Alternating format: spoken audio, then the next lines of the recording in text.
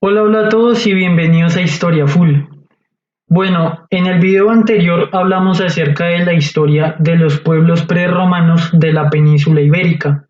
Así que en el video de hoy vamos a hablar acerca de la historia de los pueblos prerromanos de los Balcanes y también sobre la historia de los celtas. Así que sin nada más que agregar, comenzamos de una con el tema. Bueno, vamos a comenzar con los pueblos prerromanos de los Balcanes y vamos a comenzar con los getas y con los dacios. Los getas y los dacios fueron dos pueblos indoeuropeos que habitaron en lo que hoy en día son los Balcanes. Los getas habitaban hacia la costa del Mar Negro en lo que hoy en día es Rumania, mientras que los dacios habitaban sobre lo que hoy en día es Bulgaria. Existe debate sobre la relación que tenían estos dos pueblos, ya que para los escritores de la antigüedad, los getas y los dacios descendían del pueblo de los tracios, que es otro pueblo prerromano que se encontraba en sus cercanías. Sin embargo, para Estrabón, quien fue un geógrafo e historiador griego, los getas y los dacios eran un mismo pueblo. De hecho, para él, los dos grupos eran los mismos getas. Lo que sucedía era que los getas que habitaban en Transilvania y en la llanura panónica recibieron el nombre de dacios, mientras que los demás pueblos getas que habitaban hacia las costas del Mar Negro conservaron el nombre original de getas. Independientemente del debate, los getas y los dacios, ellos habitaron por una gran parte de lo que hoy en día son los Balcanes. Sus principales áreas de asentamiento fueron lo que hoy en día es Rumania, Bulgaria y Moldavia, pero sus dominios también se extendieron por partes de Serbia, Hungría y Ucrania. La relación de los getas y de los dacios con sus vecinos, como eran por ejemplo los griegos, los sármatas, los escitas, los pueblos germánicos o los pueblos celtas, iba desde la diplomacia a la guerra. A pesar de que los getas y los dacios eran un pueblo guerrero, ellos también eran abiertos a la diplomacia y al diálogo, ya que ellos fueron adquiriendo costumbres tanto de los griegos como de los romanos. Estos dos pueblos también recibieron una importante influencia griega y germánica, y esto se puede evidenciar en aspectos de su cultura y en su religión. En este último aspecto destaca el dios Psalmodis, que era el dios geta y dacio supremo, el cual es el equivalente al dios Zeus de los griegos. Otro ejemplo también lo encontramos en el dios Gebeleistis, el cual era el dios geta y dacio de la guerra, el fuego y la lluvia, y él es el equivalente al dios Thor de los pueblos germánicos. Los getas comenzaron a ser desplazados de su territorio cuando comenzaron a suceder las invasiones de los celtas, los cuales los expulsaron de la región del Danubio y también de partes de los Balcanes. Más adelante, los getas fueron derrotados de manera decisiva por Alejandro Magno hacia el año 335 a.C. Posteriormente, en el año 292 a.C., el rey Lisímaco de Tracia invadió los dominios de los getas, pero en la región de Besarabia, que es una región histórica, la cual se encuentra ubicada entre Ucrania, Moldavia y Rumania, el rey de los guetas, quien se llamaba Dromiquetes, lo derrotó, pero le perdonó la vida en un acto de generosidad y de diplomacia. Más adelante, los celtas continuaron incursionando por el territorio de los guetas, hasta que finalmente los derrotaron. Y los celtas comenzaron a vender como esclavos a los sobrevivientes, y esto lo hacían en la ciudad griega de Atenas. Por este motivo, los remanentes del pueblo de los guetas se fusionaron con los pueblos dacios que se encontraban ubicados en el sur. Los dacios establecieron un reino bajo el mando del rey Berevistas, o también conocido como Burevistas. En todo caso, el pueblo dacio, bajo el mando de este rey, comenzó a exterminar a las otras tribus cercanas, y de esta manera los dacios ampliaron su territorio, hasta que se convirtieron en un problema para los romanos. Cabe destacar que el rey Berevistas fue contemporáneo de Julio César. Hacia el año 10 a.C., el emperador Augusto envió una expedición militar contra los dacios, pero esta expedición no obtuvo resultados para Roma. A partir de este punto, romanos y dacios se enfrentaron constantemente sin obtener una clara ventaja o una victoria decisiva. Esta situación se mantuvo hasta los tiempos del rey Decébalo, el cual derrotó a las legiones romanas del emperador Domiciano, obligándolo a firmar un tratado humillante para Roma, en el cual los romanos tenían que pagar un tributo a los dacios. En tiempos del emperador Trajano, él personalmente comandó una expedición militar contra los dacios, a los cuales derrotó cuando se internó dentro de su territorio, obligando al rey Decébalo a renegociar el tratado que tenía con los romanos. Las condiciones de paz que impuso Roma fueron las siguientes. Primero, los dacios tenían que pagar un tributo a Roma, y segundo, debían aceptar el establecimiento de una legión romana dentro de los dominios de los dacios. El rey Decébalo aceptó las condiciones, pero aprovechó la tregua para rearmarse, y cuando ya estuvo organizado, atacó a la tribu sármata de los iacigas, los cuales estaban aliados con Roma. Después atacó a la legión romana que se encontraba dentro de su territorio. Finalmente, el emperador Trajano, ya cansado del problema de los dacios, personalmente comandó otra expedición en la cual derrotó de manera decisiva a los dacios, y este territorio lo anexó al Imperio Romano bajo el nombre de la provincia romana de Dacia. Por su parte, el rey Decébalo y su corte se suicidaron cuando estaban huyendo de los romanos en el momento en el cual sucedía la invasión. El siguiente pueblo son los ilirios. Los ilirios fueron un pueblo de origen indoeuropeo, los cuales habitaron hacia la zona occidental de los Balcanes, como podemos ver en este mapa.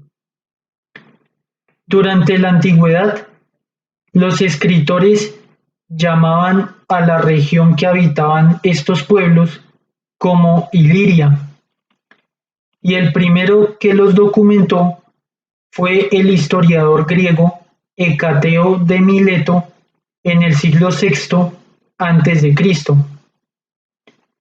Los orígenes de los ilirios se remontan a la prehistoria, específicamente a la edad de los metales. En ese tiempo, en la región donde vivían los ilirios, habitaban dos culturas de la vieja Europa, es decir, pueblos que se habían originado en la época neolítica y que de manera progresiva se fueron desarrollando de manera local. Estos dos pueblos eran la cultura de Vinca y la cultura de Starceo. Más adelante, estas dos culturas fueron asimiladas o conquistadas por otra cultura que fue la cultura de Cucuteni, la cual era de origen indoeuropeo.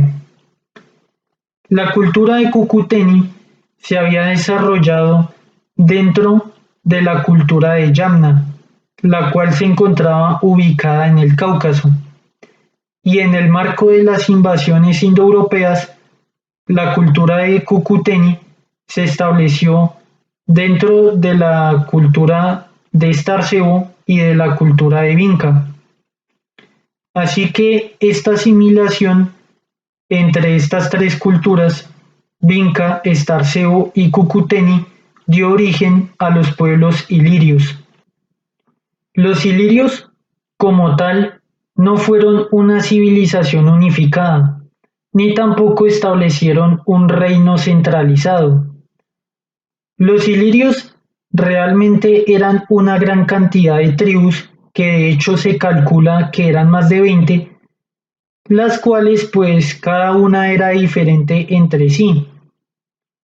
El nombre ilirio que a nivel general tienen todas estas tribus se debe al hecho de que en algún momento de la Edad del Bronce, una de estas tribus, que al parecer tenía el nombre de ilirios, entró en contacto con los griegos. Entonces los griegos decidieron llamar a todas estas tribus como los ilirios, porque si bien cada tribu iliria era diferente, sí compartía una serie de características culturales, sociales, políticas y religiosas entre sí, las cuales para los griegos eran muy similares.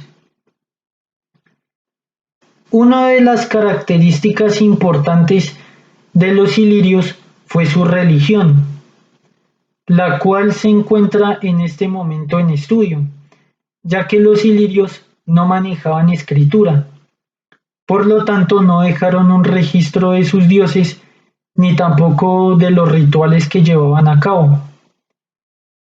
Pero a nivel general, se sabe que todas estas tribus adoraban al sol, el cual representaban con círculos, con espirales o con esvásticas.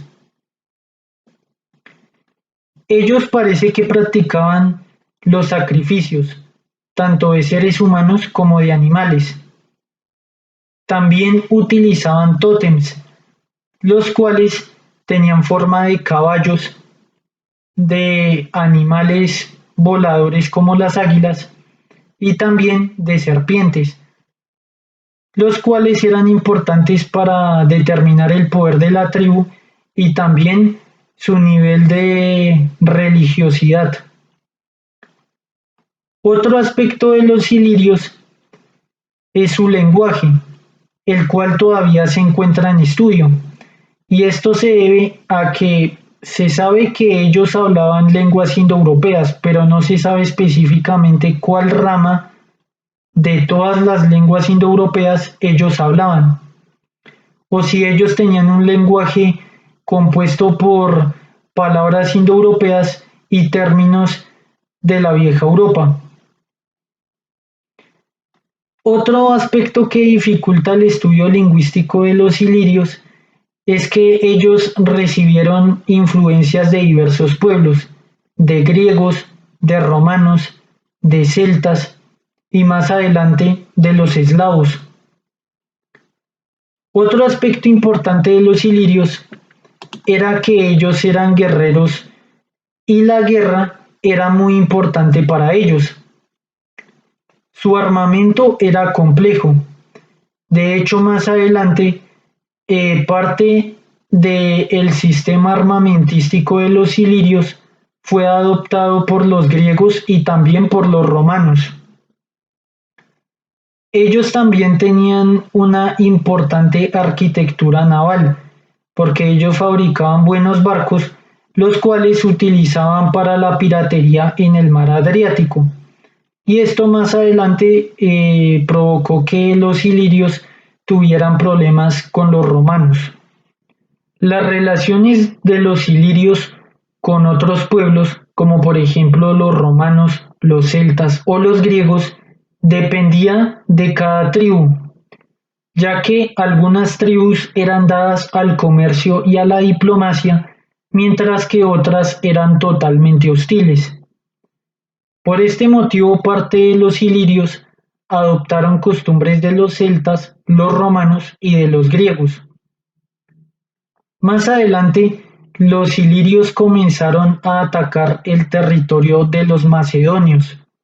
Por este motivo, el rey Filipo II inició una serie de campañas militares contra los ilirios, a los cuales sometió, específicamente a las tribus que se encontraban más cerca de Macedonia. Estas guerras entre los macedonios y los ilirios sucedieron entre el año 358, 339 y 337 a.C. Por su parte, los romanos también entablaron relaciones diplomáticas con los ilirios, pero la constante piratería que ejercían los ilirios en el mar Adriático era perjudicial para el comercio de la República Romana. Por este motivo, tanto los ilirios como los romanos entraron en guerra. A esto se le conoce como las guerras ilíricas, las cuales sucedieron entre el año 229 a.C. al año 158 a.C., en la cual por primera vez los romanos habían cruzado el mar Adriático con fines de conquista. Tras la dominación romana, en tiempos de la República, hacia el año 6 y el año 9, ya en nuestra era, sucedió la Gran Revuelta Ilírica, en la cual las legiones romanas volvieron a recuperar el territorio de Iliria para Roma, esta vez no para la República Romana, sino para el Imperio Romano como tal. El siguiente pueblo son los tracios. Los tracios fueron un pueblo de origen indoeuropeo, los cuales habitaron hacia el este de la península balcánica, como podemos ver en este mapa. Sus dominios se extendían por partes de Bulgaria, partes de Grecia y la Turquía europea. Los tracios habitaron en esta región desde el año 2000 a.C. hasta el siglo III a.C. A los tracios les pasa algo similar como lo que sucedió con los ilirios, y es que los tracios nunca constituyeron una civilización unificada ni tampoco un reino centralizado, sino que ellos estaban constituidos por una gran cantidad de tribus, las cuales aproximadamente son más de 32. Todas estas tribus eran independientes entre sí, pero compartían una serie de características políticas, sociales, culturales y religiosas, como también sucedía en el caso de los ilirios. Pero hay una cuestión que diferencia a los tracios de los demás pueblos vecinos, y es la dialéctica, porque cada tribu de los tracios tenía su propio idioma y su propio dialecto. Esto ha dificultado el estudio de este pueblo, sumado al hecho de que no dejaron documentos escritos, Al parecer, de acuerdo a los estudios arqueológicos que se han realizado, los orígenes de los tracios se remontan a la época prehistórica, durante la Edad de los Metales, en la cual esa región estuvo habitada por una serie de pueblos de la vieja Europa, los cuales se habían originado durante los tiempos neolíticos. Estos pueblos de la vieja Europa que habitaban allí fueron conquistados o asimilados por los pueblos indoeuropeos que se encontraban realizando una serie de oleadas migratorias desde la región del Cáucaso. Así que esta mezcla o asimilación fue la que más adelante daría origen al pueblo de los tracios.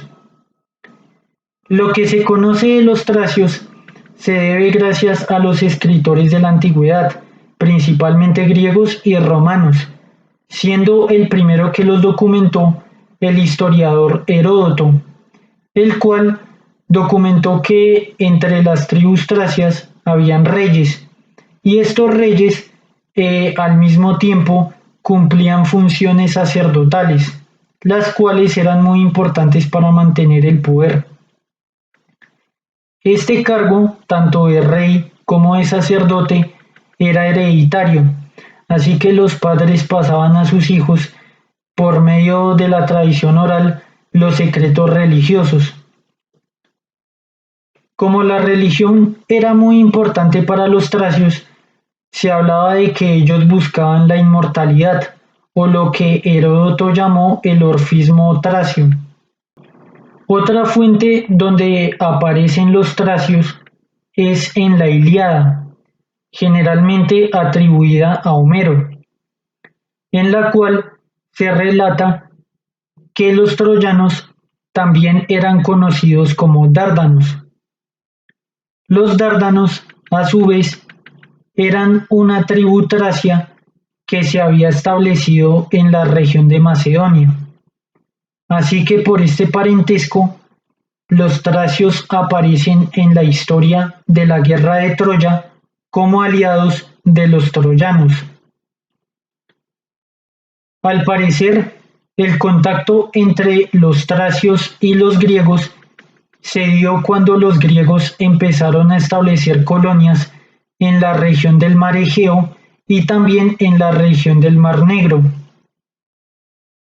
Por este motivo, los tracios fueron adoptando muchas de las costumbres de los griegos y los griegos los comenzaron a documentar y al mismo tiempo a relacionar con su mitología.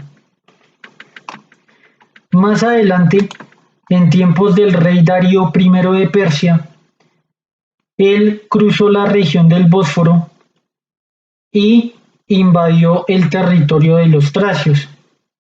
La intención del rey Darío I de Persia era avanzar por Tracia para atacar a los escitas del Mar Negro por la espalda, avanzando de Tracia hacia Ucrania, que en ese tiempo era el dominio de los escitas.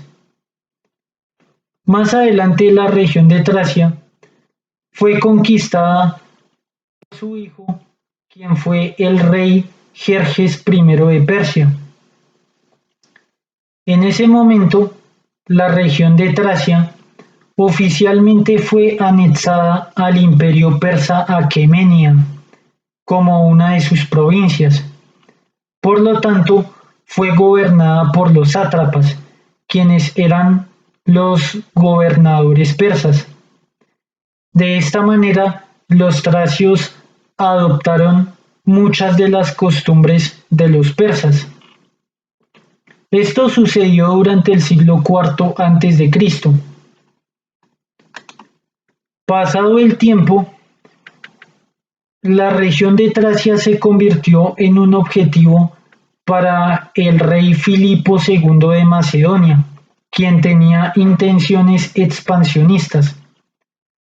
Por este motivo, los macedonios empezaron a someter a gran parte de las tribus tracias, y finalmente los tracios fueron sometidos en tiempos de Alejandro Magno, el cual otorgó libertad a las tribus tracias que se rendían sin combatir.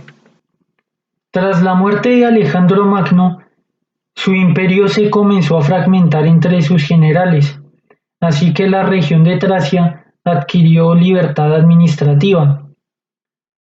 Posteriormente, la región de Tracia comenzó a sufrir los ataques de los celtas, los cuales comenzaron a llegar a la zona en el año 278 a.C. Los celtas lograron someter a los tracios y establecieron un reino conocido como el Reino de Thule, el cual hasta la fecha no ha sido hallado arqueológicamente. En todo caso, parece que el dominio celta sobre los tracios duró hasta el año 216 a.C., cuando se comenzaron a retirar. Después de esto, la región de Tracia comenzó a ser disputada por los reyes helenísticos, y así se mantuvo hasta la llegada de los romanos. Los romanos comenzaron a ejercer una política de protectorados sobre la región de Tracia, incluyendo a sus tribus, ya que durante la época en la que llegaron los romanos, también comenzaron a llegar otros pueblos a la zona de los Balcanes, como por ejemplo los pueblos germánicos, los guetas y otros pueblos de origen iranio. Con el pasar del tiempo, Roma, por medio de la diplomacia de los protectorados, sumado a su fuerza militar, terminó sometiendo la región de Tracia y la convirtió en una de sus provincias. De esta manera y a nivel administrativo, la región de Tracia quedó dividida entre la provincia de Tracia, la provincia de Macedonia y la provincia de Moesia, las tres integradas a la civilización romana.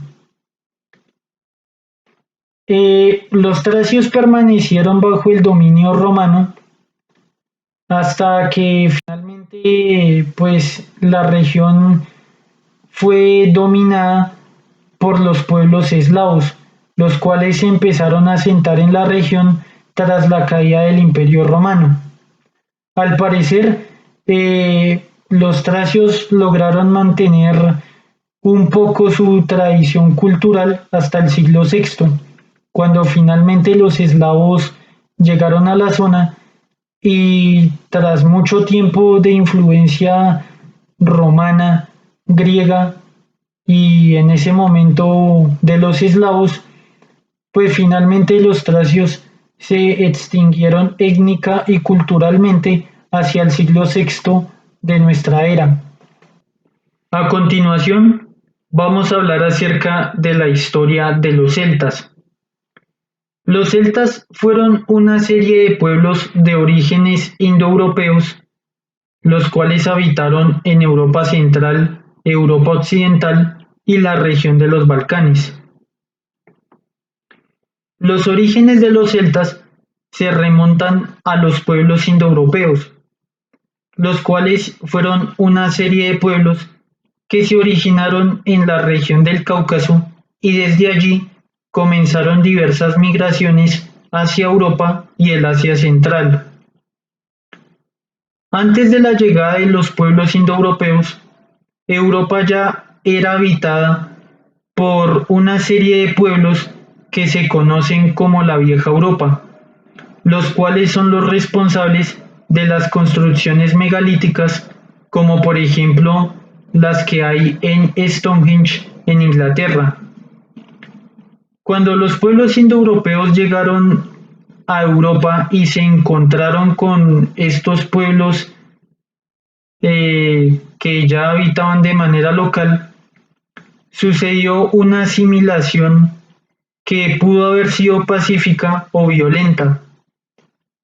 En todo caso, esta asimilación entre estos grupos provocó que surgieran los celtas, los pueblos germánicos y los eslavos, mejor dicho, los pueblos que podemos ver en este mapa. Los celtas no constituyeron una civilización unificada ni tampoco constituyeron un reino centralizado. Los celtas eran una gran cantidad de tribus, las cuales eran independientes entre sí. Pero hay una característica importante y es que a pesar de que todas estas tribus eran independientes, compartían aspectos políticos, culturales, sociales, religiosos y lingüísticos. Debido a que compartían estas características, todas estas tribus se encuentran dentro del grupo cultural de los celtas. Es decir, lo que nosotros conocemos como celtas, en realidad son todas estas tribus que compartían estas características entre sí, a pesar de que políticamente eran independientes. La historia de los celtas se divide en dos etapas. La primera es la de la cultura de Hallstatt, que es un periodo de tiempo que va del año 1200 a.C. al año 500 a.C. La segunda etapa es la de la cultura del Atene, que es un periodo de tiempo que va del año 500 a.C. al año 50 después de Cristo. En la primera etapa, es decir, la de la cultura de Hallstatt, los celtas desarrollaron un importante manejo de la metalurgia relativa al hierro. Gracias a esto, lograron establecer minas de sal.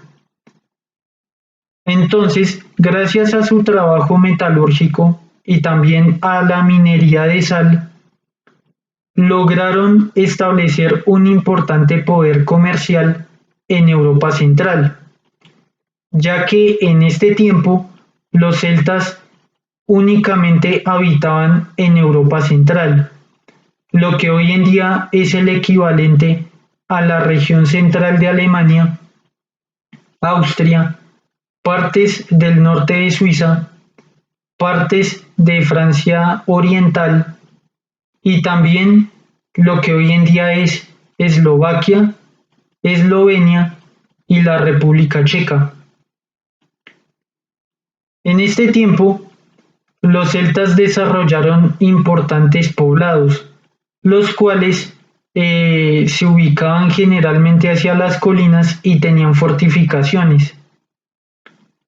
En este tiempo, los celtas también desarrollaron una complejidad social, porque gracias al comercio se empezaron a desarrollar pues una serie de clases sociales, donde los aristócratas o los más ricos pues eran enterrados con armas y joyas, y ellos habitaban en posiciones fortificadas dentro de los poblados.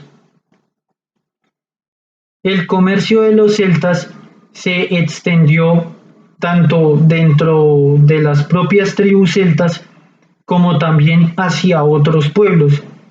Entonces, gracias a esto, los celtas influenciaron con su manejo de la metalurgia a los pueblos germánicos que habitaban un poco más hacia el norte.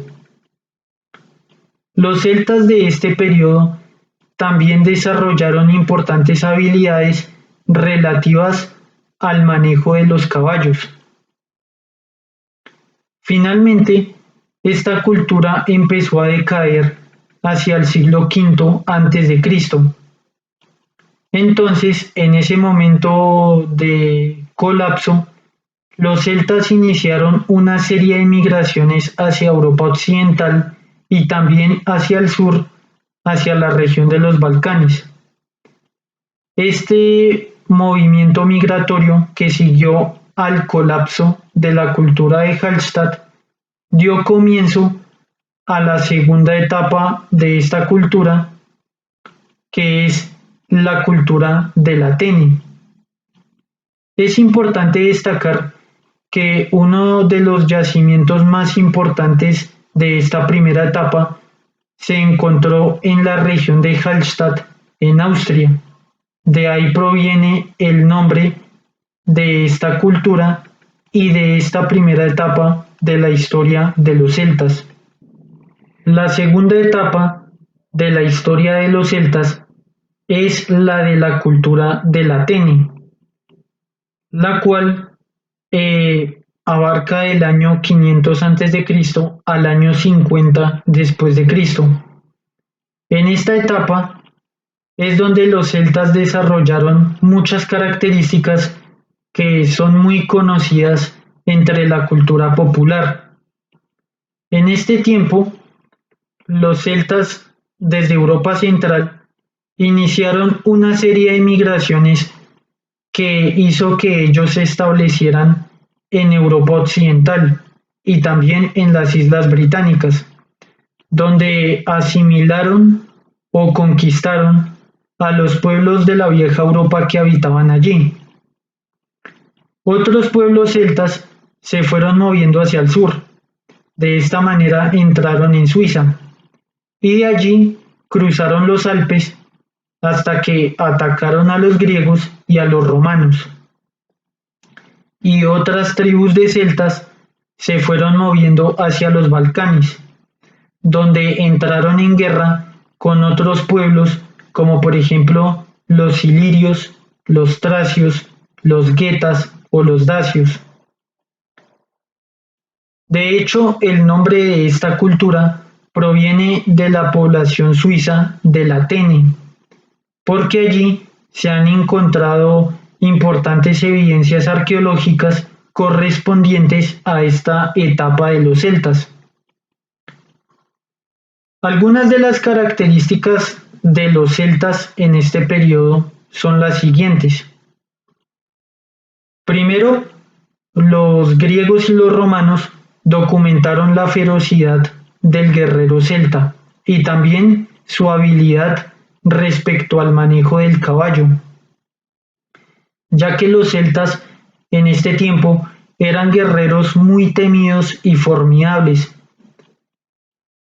De hecho, los celtas a nivel general, pues cada tribu estaba comandada por una élite guerrera, así que la guerra era muy importante para ellos. Tanto así que cuando los celtas eran derrotados, sus principales jefes se suicidaban para evitar la humillación de una derrota, ya que esto pues perjudicaba el prestigio de estos guerreros para con su pueblo. También cabe destacar que los griegos y los romanos de igual manera documentaron que los celtas carecían de disciplina militar. Entonces esto los hacía vulnerable a los ataques de las formaciones griegas y romanas que sí tenían una disciplina militar. Otra característica de este tiempo es que los celtas a nivel económico se dedicaron principalmente a la agricultura y a la ganadería, pero esto depende de cada tribu y de su ubicación geográfica. Entonces algunas tribus celtas dependían mucho de la agricultura, otras dependían más de la ganadería y otras tenían una economía mixta. En este tiempo los celtas también establecieron diversas poblaciones, las cuales estaban fortificadas debido a su carácter guerrero. Entonces se encontraban principalmente las cabañas de los jefes, las cuales eran fortificadas. Luego se encontraban las cabañas y las casas de la población. Y también en las zonas, digamos, que eran más asequibles a través de caminos, se establecían poblados muy grandes que tenían centros de artesanos, centros de mercado y también centros comerciales, que más adelante pues fueron creciendo hasta que se convirtieron en auténticas capitales tribales. Y allí también se establecían los principales jefes, tanto por cuestiones estratégicas como de comercio. Otra costumbre que tenían los celtas de este tiempo es que ellos acostumbraban a decapitar a sus enemigos destacados y los exhibían durante las batallas y también en las poblaciones a sus visitantes, lo cual para los griegos y para los romanos pues era una costumbre muy salvaje. Los celtas no dejaron escritura, pero sí tenían una clase de poeta profesional conocido como bardo, el cual aprendía durante 12 años toda la tradición oral de la tribu y de la cultura. Entonces aprendían versos, aprendían canciones y aprendían también historias, las cuales pues ellos narraban y por eso eran respetados por la población. Incluso también eran respetados por los guerreros, porque los bardos podían ridiculizar o también podían honrar a las personas. Entonces, como la reputación para un guerrero lo era todo, pues la aristocracia y también los guerreros trataban con mucho respeto a los bardos. Los celtas también utilizaban un calendario similar al que nosotros utilizamos hoy en día, y ellos celebraban fiestas que generalmente caían en cada año agrícola. Una de las fiestas más conocidas de los celtas era la fiesta del 1 de noviembre, en la cual era la fiesta de fin de año. Esta fiesta se conocía en Irlanda como Samaín, y en esta fecha los celtas creían que los espíritus andaban libremente por la tierra. Esta tradición se ha mantenido hasta nuestros días en lo que es la fiesta de Todos los Santos y la más conocida, que es el Halloween. Aparte de esto, los celtas como tal no creían en un dios central, sino que eran politeístas, es decir, creían en muchos dioses, los cuales podían cambiar de tribu en tribu. Entonces, en cada tribu y en cada población solían haber muchos dioses que eran distintos a los de otras poblaciones y los de otras tribus. Pero a nivel general hay tres deidades o tres dioses que eran importantes para ellos. El primero era el dios de la tribu, que es el equivalente al dios de la guerra. Y esto refleja el carácter guerrero que tenían estos pueblos, por eso era el dios principal y muy importante. El segundo era el dios del cielo y de la tierra, que es el equivalente a las creencias animistas, ya que los celtas creían que los seres humanos, los animales y la naturaleza tenían espíritus que podían ser buenos o malos. Y el tercero es el dios de la artesanía, que refleja que el comercio era muy importante para ellos. Y de hecho esto era así, ya que aparte de la guerra, el comercio era la actividad más importante para los celtas, e incluso la mantenían con sus enemigos, como más adelante esto se va a ver con los romanos. Aparte de esto, el principal jefe espiritual era el druida. Entonces el druida era quien celebraba los rituales religiosos en los cuales pues a veces sucedían sacrificios humanos y también de animales. Pero los druidas no únicamente se encargaban de la religión, ya que ellos también eran administradores civiles y judiciales. De hecho, ellos podían excomulgar, por decirlo de alguna manera, a los culpables. Entonces, cuando un druida excomulgaba a un miembro de la tribu, pues esto significaba la muerte civil del individuo porque perdía sus derechos. Entonces, por lo tanto, los druidas asumían la administración judicial de esta manera. Y aparte de esto, los druidas también adquirían el control administrativo, porque ellos podían declarar guerras, establecer confederaciones o también declarar la paz dependiendo de la situación en la que cada tribu celta se encontrara.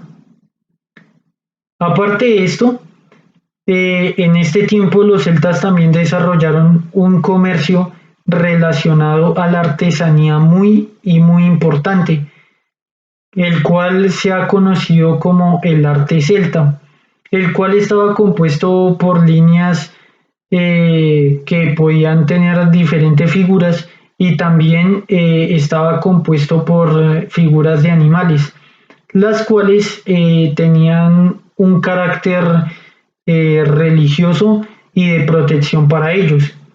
Parte de este arte de los celtas también era que estas figuras que generalmente eran líneas irregulares también se las tatuaban o se las pintaban sobre la piel, como por ejemplo era el caso de los celtas pictos.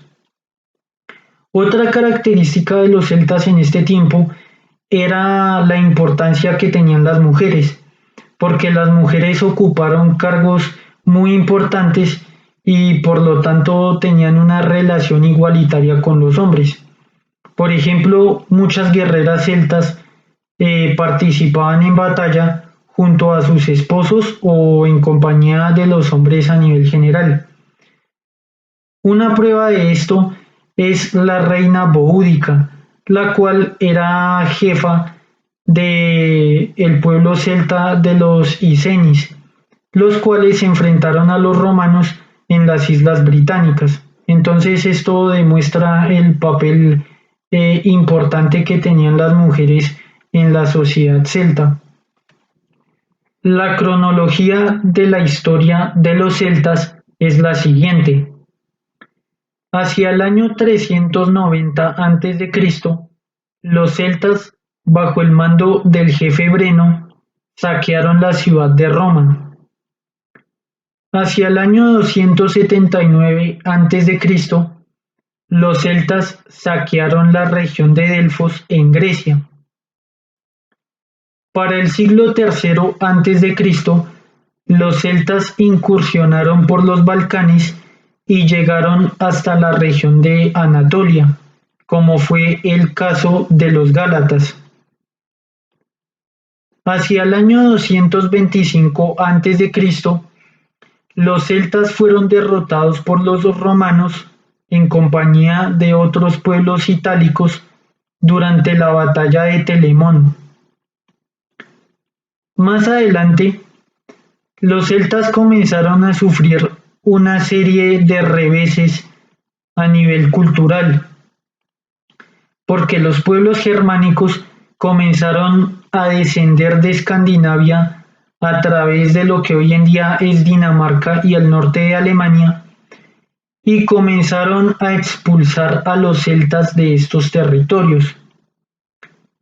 También hacia la región de los Balcanes, los celtas comenzaron a ser expulsados por pueblos como los dacios y también por otros pueblos de origen iranio.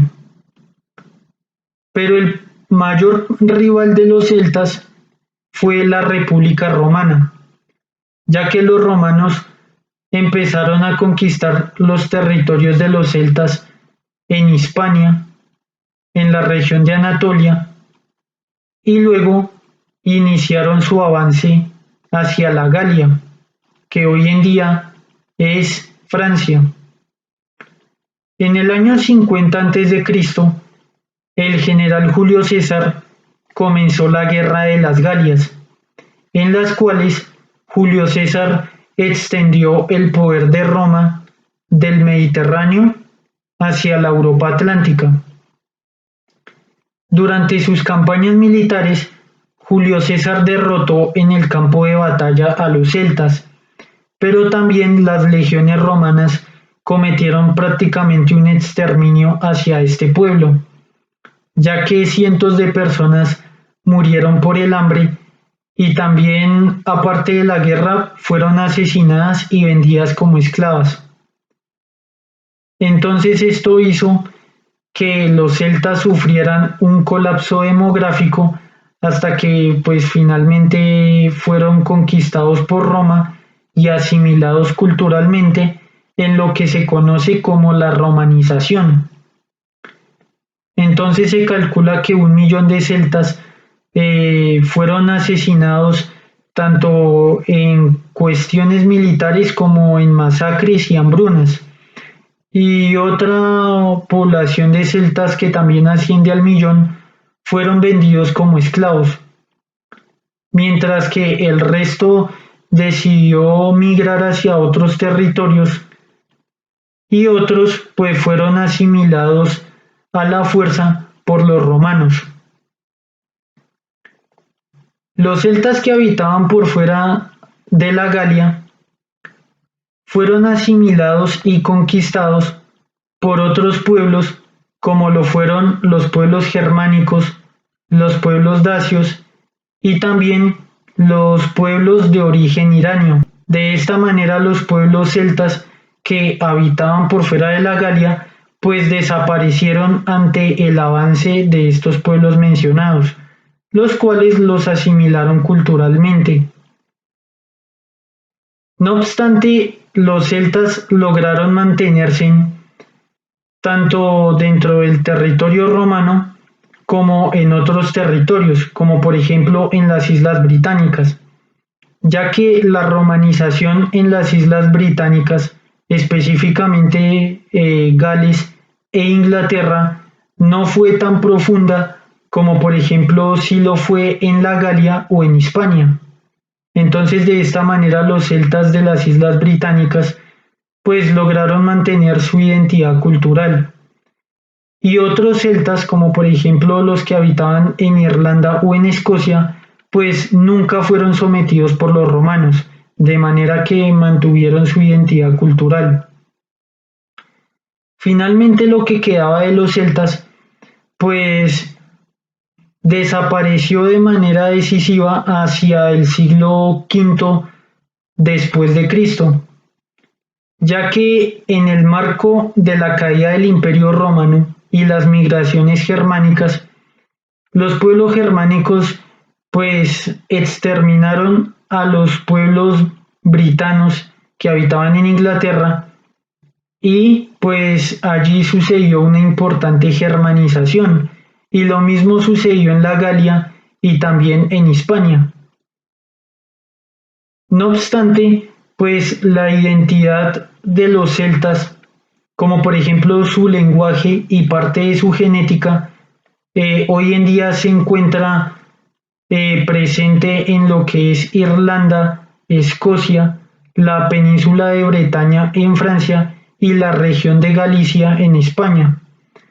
Esto se debe porque, aparte de que estas regiones durante mucho tiempo fueron habitadas por celtas, también sucedió que cuando los pueblos germánicos, por ejemplo los jutos, los anglos y los sajones, migraron hacia las Islas Británicas, pues muchos pueblos celtas de Britania abandonaron la isla y viajaron hacia la península de Bretaña y hacia la región de Galicia en España. De ahí pues es que existe una continuidad con los celtas a nivel lingüístico y también a nivel genético. Bueno, hasta acá llega el video. Si les gustó pueden dejar su like. Si no les gustó pueden dejar su dislike o también pueden dejar su comentario. En el siguiente video vamos a hablar acerca de la historia de los pueblos germánicos y de los pueblos iranios que habitaban en Europa. Así que sin nada más que agregar, nos vemos hasta el siguiente video y muchísimas gracias por su atención.